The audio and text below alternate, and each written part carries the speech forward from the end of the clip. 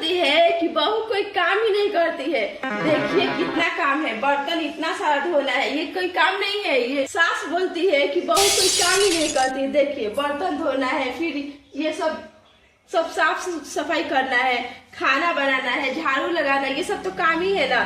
फिर भी सास कहती है कि बहू कोई काम नहीं करती है। बताइए इतना काम करने के बावजूद भी कहती है कि सास कि बहू कोई काम नहीं करती, हमेशा ताना देती है कि तुम कुछ काम नहीं करती है, कुछ काम सीख कर नहीं आई है तुम्हें। इसीलिए कहा गया है कि सास कभी माँ नहीं बन सकती। वही अपनी बेटी की बारी आए तो बेटी अगर कोई काम गलत भी कर दे तो सास कहेगी कि ठीक है।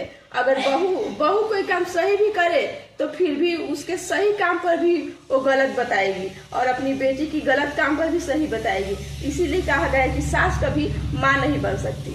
इतना काम करने के बाद खाना बनाना, सही परिवार को खिलाना, सास का सेवा करना, पति का सेवा करना, हर बहू को सास ऐसा क्यों कहती है कि तुम कुछ नहीं करती। ये सिर्फ मेरा बात नहीं है, हर बहू को सास ऐसा कहती है कि तुम कोई काम नहीं करती हो, तुम कोई काम सीख के नहीं आई हो। पता नहीं हर सास को क्या होता है, कितना भी काम कर लो लेकिन सास को लगता है कि बहू कोई काम ही नहीं करती है, हमेशा खाती है, सोई रहती है।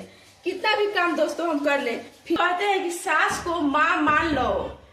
वो लोगों से मैं बता देना चाहती हूँ कि जितने नखरे लड़की अपने माँ को दिखाती है ना, अगर उसके 10% भी नखरे अपने सास को दिखा देना तो साल भर के अंदर वो तलाक करवा देगी।